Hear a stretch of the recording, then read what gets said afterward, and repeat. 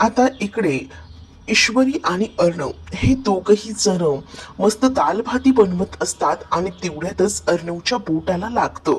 त्याबरोबर ईश्वरी त्याच्यावर फोंकर मारत असते आणि अर्णवला सांगत असते की अर्णव सर, तुम्ही आराम करा, तुम्ही काही करू नका, मी करेन सगळं काही. असं देखील आता अर्णवला तिनं सांगितलेलं असतं. एवढ्या सगळ्या गोष्टी जेव्हा अर्णवला ती सांगू लागते तेव्हा अर्णव तिथेच उभा असतो, तर ईश्वरी आता पटापट कांदा कापत असते. ईश्वरी कांदा कापत असताना ईश्वरीला आता पटकन सगळं काही करायचं असतं आणि या सगळ्यामुळे तिचं लक्ष नसतं आणि आता तिच्या बोटाला सुद्धा इजा होते, जशी अर्णवच्या बोटाला झालेली होती. म्हणजेच आता तिच्या बोटाला सुद्धा लागतं आणि त्यामुळेच अर्णव आता तिचं बोट बघू लागतो. त्यालाही कळतं की ईश्वरीच्या हाताला लागलेलं आहे. मग आता ईश्वरीलाही तो म्हणतो, अगं सांभाळून, जरा सावकाश ना. आणि असं बोलून आता हळूच तो सावरत असतो. तर दुसरीकडे आता पाहायला मिळत असतं की ईश्वरी अर्णवला म्हणत असते की मी करते, कारण अर्णवने ईश्वरीचं पोट आपल्या तोंडामध्ये धरलेलं असतं, जेणेकरून तिचं रक्त थांबायला हवं म्हणून. ईश्वरी या सगळ्यामुळेच हरवून गेलेली असते. एकटक आता त्याच्याकडे पाहत असते आणि त्याच वेळेला आता अर्णवही तिच्याकडे बघत असतो. आता अर्णवने तिचं पोट आपल्या तोंडातून बाहेर काढलेलं असतं, कारण आता पटकन त्याला पुढचीच कामं करायची असतात आणि ती पुढचीच कामं करण्यासाठी आता तो तेवढा तयार असतो. आणि जेवढं आता ते दोघही जण पटकन दाल भाती बनवतात, कारण त्यांना ना सगळ्या काही गोष्टी पटापट रेडी करायच्या असतात. अंजलीला भूक लागलेली असू शकते. मग आता जेव्हा अंजली तिथे येते तेव्हा अंजलीला ती लोक सगळं जेवण देतात, दाल भाती वगैरे. आणि तेव्हा अंजली म्हणत असते की वाव, खरंच ना इतकं बढिया जेवण बनलं आहे ना, की असं वाटतंय की आता ताव मारू या जेवणावर, एवढं भारी जेवण आहे हे, असंही आता म्हटलं जातं. आणि मग काय, ते जेवण आता फस्त करण्यासाठी अंजली तयार असते, कारण अंजलीला खूप जास्त भूक लागलेली होती आणि इथे आल्यापासताना तिने असं एकदम छान असं खाल्लेलंच नव्हतं. त्यातच आता ती म्हणत असते की तू जे काही माझ्यासाठी करतेस ना, आणि तुझ्याकडे बघितल्यानंतर ना मला माझ्या ना वहिनीची आठवण येते, माझ्या भावाची बायको सुद्धा ना माझे असेच लाड करते आणि मला जे हवं नको ना ते सगळं काही बघते. त्यावरूनच मी तुला सांगते ना, तू अगदीच ना तशीच आहेस. मग आता ईश्वरी म्हणत असते की तुम्हाला तसं वाटतंय ना, मग तसं समजा ना, त्यात काय एवढं. आणि असं बोलून ती आता म्हणू लागते की मी तुमची वहिनी आणि हे तुमचे भाऊ असं समजा, चालेल ना.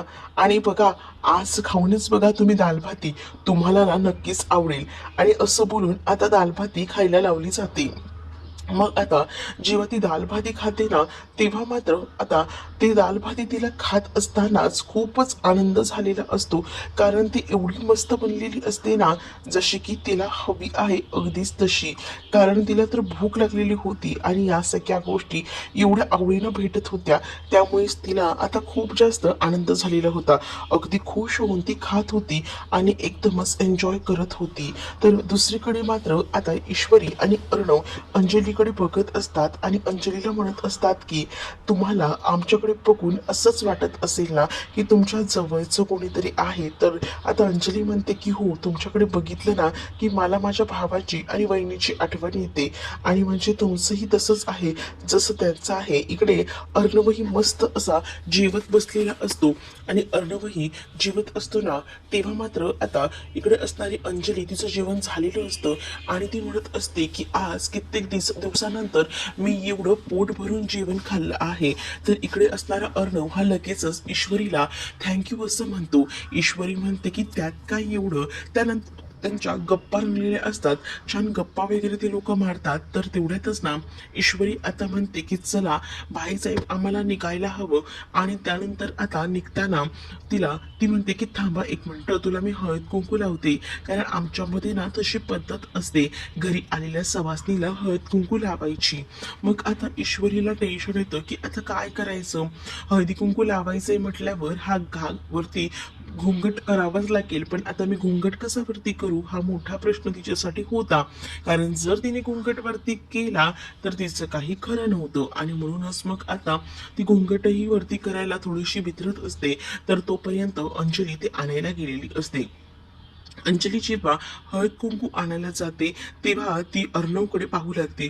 त्याच वेळेला आता ईश्वरीच्या लक्षात येतं आणि ईश्वरी आता लगेचच अंजलीला म्हणते की तुम्ही ताईसाहेबा आणलं आहे, पण खरं सांगू का, आम्ही ना आमच्या हुकूम समोर तोंड दाखवत नाही, आमचा पदर वरती करत नाही. सगळ्यामध्ये मी तुम्हाला लावू शकते की हळद कुंकू, चालेल का, मी तुम्हाला लावून देते असंही ती म्हणते. मग काय, मग ती म्हणते की हो चालेल ना.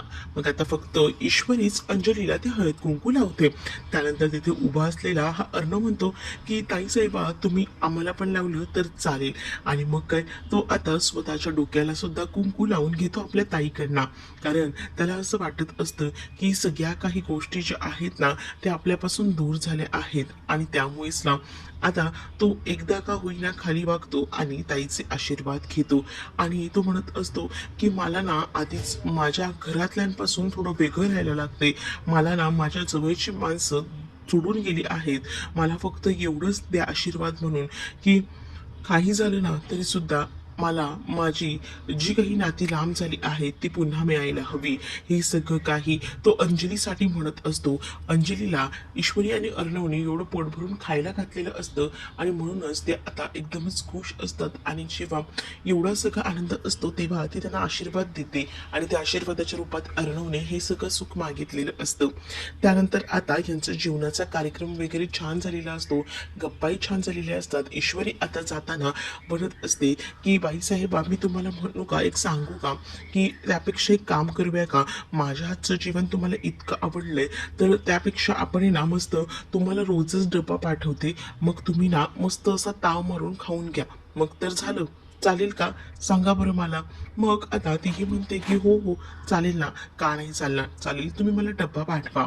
मग आता ईश्वरीला सुद्धा तेवढंच हवं होतं की त्यानिमित्ताने का होईना अंजलीताई निदान घरचं जेवण तरी खातील आणि त्यांना या सगळ्याचा त्रास होणार नाही. त्यानंतर तुला बघितल्यानंतर खरंच ना माझ्या वहिनीची आठवण येते. माझ्या डोळ्या जेवणाच्या कार्यक्रमात सुद्धा ना तिने खूप छान तयारी केली होती, एवढी तयारी छान केली होती ना की नावं ठेवायला काहीच जागा नव्हती. खूपच सुंदर केलं होतं सगळं काही तिनं. आणि आजही मला तिची आठवण आली. त्यानंतर अर्णव आणि ईश्वरी हा अंजलीचा निरोप घेऊन तिकडनं जायला निघतात, त्यांचं सामान वगैरे घेतात आणि तिकडनं बाहेर पडतात. तर अंजली सुद्धा त्यांना बाय वगैरे बोलते. पण दुसरीकडे आता अंजलीच्या डोक्याला टेन्शन असतंच, कारण तिला माहिती आहे की तिचा नवरा अजूनही घरी आलेला नाही, बराच उशीर झालाय तरी सुद्धा हे आले कसे नाही, हा मोठा प्रश्न ना आता पडलेला असतो. मग अंजली बाहेर येऊन फेऱ्या मारत असते आणि इकडे तिकडे बघत असते आणि ती म्हणत असते की कुठे राहिले असतील हे आणि हे अजून का आले नाहीयेत. तर वॉचमॅन काका सुद्धा आलेले असतात आणि विचारतात की काही प्रॉब्लेम आहे का. काकांना ती म्हणते की अजून हे आलेले नाही आहेत ना, त्यांचीच वाट बघत होते मी, कधी येता येत ते, म्हणून मी बाहेर थांबले असं देखील आता अंजली म्हणत असते. अंजली जेव्हा हे सगळं काही बोलते ना तेव्हा मात्र आता अंजली कंटिन्यू कॉल करत असते. आपण एक काम करूया का, कालपासून ते आले नाहीयेत, मग आपण त्यापेक्षा पोलिसात जायचं का, बघूया का कंप्लेंट करून, जर कुठे काही प्रॉब्लेम झाला असेल तर, असं देखील आता वॉचमॅन काका म्हणतात. त्यावर मात्र अंजली म्हणत असते की नाही, त्यांची काही केसची कामं असली ना की त्यांना असं उशीर होतो, हे काही नवीन नाहीये, बघूया उद्यापर्यंत वाट, नाही जर झालं तर बघता येईल, पण तुम्ही ही गोष्ट अर्णवला सांगू नका असंही सांगितलेलं असतं. नाही नाही अर्णवला नाही सांगणार, मग तर झालं ना, असं बोलून कसं बसं आता शांत बसवायचं काम केलं जातं. तर दुसरीकडे मात्र आता बाहेर गेल्या गेल्या त्याची दाढी वगैरे सगळी काढून टाकतो. ईश्वरी म्हणत असते की काय हे सगळं केलं, एवढे छान दिसत होतात या गेटअप मध्ये, मग काय चेंज केलं. पण आता अर्णव म्हणत असतो की अगं किती घा झाली मला ती, बापरे नको नकोसं झाले, कधी एकदा काढतो ना असं झालं होतं, आता बरं वाटतंय. पण तुला एक सांगू का, तू आज असं बोलून तो थांबतो, कारण जयपुरी गेटअप मध्ये ना ईश्वरीचा लुक अगदीच खुलून आलेला असतो आणि त्यामुळेच ईश्वरी त्याला एकदमच आवडत असते आणि म्हणून तो एकटक ईश्वरीकडे बघत असतो. ईश्वरी म्हणत असते की तुम्ही काय म्हणालात मला समजलं नाही, पुन्हा बोला ना. मग आता ईश्वरी म्हणत असते सांगा ना. पण अर्णव सर तुम्हाला एक सांगू का, आज खऱ्या अर्थाने बरं वाटलं, अंजलीताईने आपल्या हातचं खाल्लं सुद्धा आणि उलट आपल्याला उद्यापासून त्यांना डब्बा द्यायला सुद्धा एक संधी मिळाली, म्हणजे आपल्या बरोबरच त्या असतील असं काहीसं आपल्याला आता वाटतंय, बरोबर की नाही, तुम्हालाही आनंद झालाच असेल ना. अर्णव म्हणतो की हो, मला सुद्धा आनंद झाला आणि सगळं हे तुझ्यामुळे शक्य झालंय. आणि मी काय म्हणतो, जरा मोठी कधी होणार आहेस, कारण तुझा हा बालिशपणा कधी संपणार आहे. ईश्वरीनं अगदीच हळू लहान मुलांसारखं करत असते, म्हणून अर्णव तिला असं म्हणत असतो. तर ईश्वरी म्हणत असते की आज हा बालिशपणा आहे ना, म्हणूनच तर आपण तर भेटू शकलो ना आपल्या त्यांना. तर इकडे मात्र आता अंजली वाट बघत असते की अजून राकेश कसा आला नाही. ती घराच्या बाहेरच थांबलेली असते राकेशची वाट बघत. मग आता राकेश जो आहे तो त्या मुलीसोबतच निघालेला असतो घरी पुन्हा येण्यासाठी. पण अंजलीला ती फोन लावत असते, पण अंजलीचा फोनही तो रिसीव्ह करत नसतो, मुळे त्याच्या मोबाईलमध्ये चार्जिंगच नसते. तर दुसरीकडे आता तो आलेला असतो आणि ती रिया त्याला सोडायलाही आलेली असते. रिया जेव्हा त्याला सोडायला येते तेव्हा रियाकडे तो बाय बाय बोलत असतो रियाला. रिया हसत असते त्याच्याकडे बघून आणि पुन्हा वगैरे त्याला भेटायला बोलवत असते. आणि हे सगळं बघूनच ना आता इथे असणाऱ्या ह्या अंजलीला डाऊट येतो. अंजली विचार करते की नक्कीच ना काहीतरी गडबड आहे, पण नेमकी काय ही तर आपल्याला आता शोधून काढायलाच हवी. राकेश तिकडनं येत असतो, मोबाईल वगैरे बघत असतो की कोणाचे कॉल्स वगैरे आलेत का. त्याला हे नसतं माहिती की अंजलीनं काही बघितलं आहे. अंजली आता रागातच दारामध्ये उभी असते आणि आता अंजली ठरवते की या माणसासाठी आपण एवढं सगळं करतोय आणि हा माणूस या मुलीसोबत रात्रभर होता, मला तर सांगत होता डोमॅस्टिक व्हायलन्सची केस आहे. मग आता अंजली पटकन आतमध्ये जाते आणि ती राकेशला रूममध्ये सुद्धा घेत नसते, लगेचच दार लावून घेत असते आणि म्हणत असते की तुम्ही मला म्हणालात की तुम्ही डोमेस्टिक व्हायलन्सच्या केससाठी बाहेर असणार आहात, रात्रभर तुम्ही या मुलीसोबत होतात का, तुम्हाला कसं काही वाटत नाही हो, तुम्हाला किती मी कॉल करत होते. मग आता राकेश म्हणत असतो की थांब थांब बायको थांब, पण घरात तमाशा करूया, बाहेर नको, सगळ्यांना ऐकू जाते. आणि असं बोलूनच ना तो आता घरामध्ये येतो आणि त्यानंतर खोलीचं दार लावून घेतो. अंजलीला म्हणत असतो की काय चाललं आहे अंजली, तू हे सगळं काय बोलतेस. अंजली म्हणते की मला सांगा, रात्रभर तुम्ही घरात नाहीये, तुम्हाला मी कॉन्टॅक्ट करायचा प्रयत्न करते तरी सुद्धा तुमचा फोन हा बंद लागतोय, तर त्यावर माझ्या फोनला चार्जिंग नव्हती असं क्षुल्लकचं कारण आता तो देऊ लागतो. आता अंजली ही खूप जास्त चिडलेली होती आणि अंजली जेव्हा एवढी चिडलेली होती ना, तेव्हा मात्र आता अंजली म्हणत असते की मला ना तुमचं काही ऐकायचं नाहीये, आता बस झालं, पुरे झालं, असंही आता ती म्हणत असते. आणि त्याच वेळेला जेव्हा हे सगळं काही ती बोलते ना, तेव्हा मात्र आता राकेशचं सुरू होतं आणि तो लगेच आता यू टर्न मारत म्हणत असतो की बघितलं का, म्हणजे आता तुझा सुद्धा माझ्यावर विश्वास नाहीये, तर आता मी काय बोलू यार, मला खरंच कळत नाहीये. मला असं वाटलं होतं निदान तू तरी मला सावरून घेशील, तू तरी मला समजून घेशील, पण नाही, तुझाही माझ्यावर विश्वास नाहीये. आता मी काय करू काहीच मला कळत नाहीये. जाऊ दे, मला ना एकतर मी एवढ्या सगळ्या टेन्शनमध्ये आहे, कसं कसं सगळं मॅनेज करायला बघतोय आणि त्यात तू हे सगळं काही केलंयस ना, त्यामुळे ना मला नकोसं झालेलं आहे, असं देखील आता बोललं जात असतं. जेव्हा या सगळ्या गोष्टी बोलल्या जातात ना, तेव्हा मात्र आता अंजली थोडी नरम पडते आणि त्याच वेळेला ती म्हणत असते मग तुम्ही त्या मुलीसोबत काय करत होतात, मला सांगा ना. मग आता तो सांगत असतो की मी तुला सांगितलं ना, मला रात्री एक केस होती, ती केस सॉर्ट आउट केली, मग त्यानंतर नवीन एक केस आली ह्या मुलीच्या आई बहिणीच्या आत्महत्येची, आणि मग त्या मुलीच्या बहिणीला आम्ही शोधत होतो रात्रभर. त्यानंतर पोलीस स्टेशनला गेलो, तिथे काम केलं, त्यानंतर तिची बहीण मला इथपर्यंत सोडायला आली. हे सगळं असं घडलेलं आहे. एकतर या सगळ्या गडबडीमध्ये माझ्या पोटात एक कण नाही गेला आणि तरी सुद्धा तू मला एवढं सगळं टोचून टोचून बोलतेस. एवढं सगळं बोलताना तुला जरा पण काही वाटत नाहीये का, माझ्याबद्दल जरा तरी विचार कर ना, असं सगळं का म्हणून हे बोलतेस तू, असंही आता म्हटलं जात असतं. तेव्हा कुठे जाऊन आता ती त्याला समजून घेते, सॉरी माझं चुकलं असंही म्हणते. दुसरीकडे अर्णव आता नवीन कनेक्शन लॉन्च करणार असतो आणि तो त्याच्याच तयारीत असतो. तर हे सगळं बघून ना ईश्वरीला खूपच जास्त बरं वाटतं. ईश्वरी म्हणत असते की फायनली अर्णव सर आपल्या कामाला लागले, तर म्हणजे तिला असं वाटत असतं की अर्णव जो आहे तो या सगळ्यातून बाहेर आला, अंजलीचं पोट भरलं आणि या सगळ्या गोष्टी आता ते पुन्हा कामाला लागली. मग ईश्वरी म्हणत असते की वाव, नवीन कलेक्शन आहे का, आवडले का तुला हे, हो मला आवडले, छान आहेत फ्रॉक, मग नवीन कलेक्शन का, सध्या काही नवीन आहे का. तर अर्णव म्हणतो की आता अंजली ताईचं बाळ येणार आहे आणि मग त्या बाळाच्याच नावाने मला हे कलेक्शन ओपन करायचंय. अंजली बिग कलेक्शन असं मी एक कलेक्शन ओपन करणार आहे आणि त्यामध्ये असे कपडे डिझाईन करून ठेवणार आहेत. मग ही कल्पना ना ईश्वरीला खूप जास्त आवडते. ईश्वरी म्हणत असते की मी काय म्हणते, आपण तर एवढं सगळं सुचवतोय, पण मी काय म्हणते, आपण जर नाव सुचवलं तर म्हणजे बाळाची नावं ही आपण ठरवून ठेवूया ना. मग माझं तर नाव ठरलेलं आहे. मला असं वाटतं ना की आपण आहे ना मुलाचं नाव ना मस्त असं ठेवूया. नाही, मुलगा कुठे होणार आहे, ताईला मुलगी होणार आहे. आणि मी ठरवले, मुलगी झाली ना की अन्वी नाव ठेवायचं. अर्णवचा आणि अर्णव म्हणजे न आणि व सगळं आलं त्याच्यामध्ये अन्वी. मग हे कसं काय चालणार आहे? नाही नाही हे सगळं चुकीचं आहे. त्यापेक्षा ना ईशान नाव ठेवूया, म्हणजे कसं ईश्वरीचं हे सगळं काही त्याच्यामध्ये येतं. नाही माझ्या ताईला मुलगीच होणार आहे आणि मला भाची होणार आहे. आता यावर नाही यांची पुन्हा एकदा अशी थोडीफार भांडणं अशी रमलेली असतात. आणि तेवढ्यातच ना ईश्वरीच्या लक्षात येतं की ईश्वरीला स्केच आणायला जायचं आहे. ईश्वरी बोलते, बापरे हे सगळं काय चाललंय माझं. आणि त्यानंतर अर्णवला ती आता बोलून तिकडनं निघत असते. अर्णव म्हणतो की काय, एक मिनिट थांब, काय बोलत होतीस तू आता. तर ईश्वरी आता अर्णवला सांगू लागते की एक प्रॉब्लेम झाला आहे. मग आता काय झालंय सांगशील का. मग तेव्हाच आता म्हटलं जातं की मला ना आईने सांगितलं होतं स्केच आर्टिस्टकडे जायला, पण माझं राहून गेलं. मग मला तर स्केच आर्टिस्टकडे जावंच लागेल. चला चला मी निघते. मग आता अर्णव म्हणतो, नक्की काय प्रकरण आहे. त्यावर ईश्वरी आता घडलेलं प्रकरण सांगू लागते. आणि तो स्केच आर्टिस्ट जो आहे ना त्याच्यापर्यंत काही झालं तरी पोचायला हवं, आणि त्याचसाठी माझी ही मेहनत चाललेली आहे. मला जावंच लागेल आणि स्केच मिळालं ना का त्या बाईपर्यंत पोचणं खूप सोपं होणार आहे. आणि त्याचसाठी आमची ही जास्त तगमग सुरू आहे. बस इतकंच ना, चल मीही तुझ्यासोबत येतो, असंही आता अर्णव ईश्वरीला बोलत असतो. कारण अर्णवलाही माहिती असतं की ईश्वरी आपल्यासाठी आतापर्यंत काय काय गोष्टी करते ते. मग आपण ईश्वरीसाठी एवढं तर करू शकतो ना. आणि म्हणूनच मग तो ईश्वरीलाही सांगतो की मी तुझ्यासोबत येतो.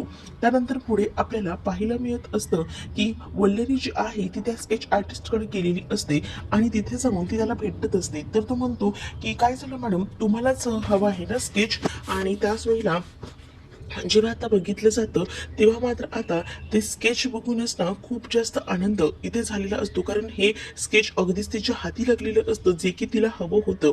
आणि जेव्हा ती स्केच हातात घेते ना तेव्हा मात्र ती म्हणते की जे स्केच तुम्ही काढलं आहे ते माझंच आहे. तुम्हाला असं वाटत असेल की या सगळ्या काही गोष्टी ज्या आहेत त्याच्याच होतील, तर हे स्केच आहेत ना कोणाला द्यायचं नाही, मी तुम्हाला आधीच सांगते. आणि हे स्केच मी माझ्याजवळच ठेवणार आहे. आणि तुम्हाला जर कोणी विचारलं तर सरळ सांगायचं की आपण एकमेकांना ओळखत नाही. हे घ्या 50,000 रुपये, आता हे घ्यायचं आणि इकडनं निघायचं, इथे थांबायचंही नाही, असं देखील सांगितलेलं असतं. या सगळ्या गोष्टी जेव्हा सांगितल्या जातात ना तेव्हा मात्र आता तो म्हणतो की ठीक आहे, 50,000 तर मिळणार असतील या सगळ्याचे, तर काहीच हरकत नाही आहे 50,000 घ्यायला. आणि तसंही मग आता हे घ्यायची गावाला निघायचं, काही दिवस दुकान बंद ठेवायचं, हे देखील वल्लरीने सांगितलेलं असतं.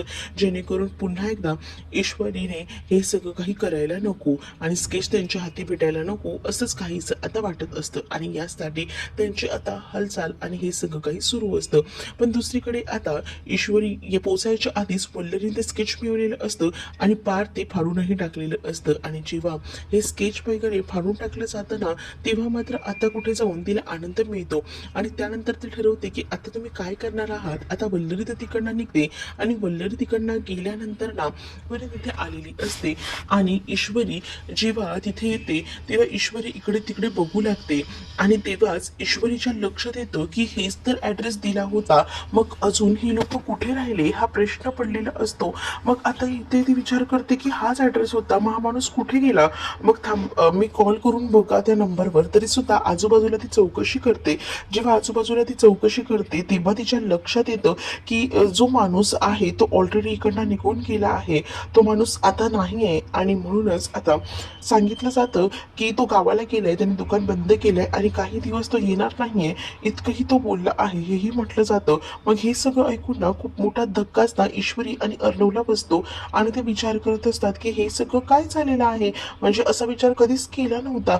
मग ही लोक गेली कुठे असतील हाही प्रश्न पडलेला असतो. आणि एवढा सगळा विचार करूनच आता ती लोक ठरवतात की हे सगळं अचानक झाले असं वाटत नाही का. अर्णव म्हणतो, तू एक काम कर, त्या नंबरला कॉल करून बघ. त्या नंबरला कॉल केलेला असतानाच आता त्या माणसाचा फोनही बंद लागत असतो. त्यामुळे ईश्वरीला हे सगळं काही ना वेगळं वाटत असतं आणि म्हणूनच ती म्हणत असते की काहीतरी गडबड आहे, काहीतरी वेगळं आहे, पण हे सगळं थांबायला हवं. नाही नाही म्हणजेच ना काहीतरी गडबड झाली आहे आणि म्हणून हे सगळं घडले. सुप्रियाला ती कॉल करते आणि सुप्रियाला ती सांगू लागते घडलेला सगळा प्रकार. तर त्यावर सुप्रिया ही पॅनिक होते आणि सुप्रिया म्हणत असते की हे कसं शक्य आहे यार, म्हणजे आपण एवढं सगळं केलं, त्या माणसाने स्केचही काढलं होतं, मग आपण तुम्ही लोक तिथे पोहोचायच्या आताच तो कसा काय गायब झाला, हा प्रश्नही आता पडलेला असतो. आणि त्यामुळेच ना आता ती थोडी हायपर झालेली असते. तोंडात तिचे एकही शब्द निघत नाही. इकडनं ईश्वरी फक्त आई आई बोलत असते.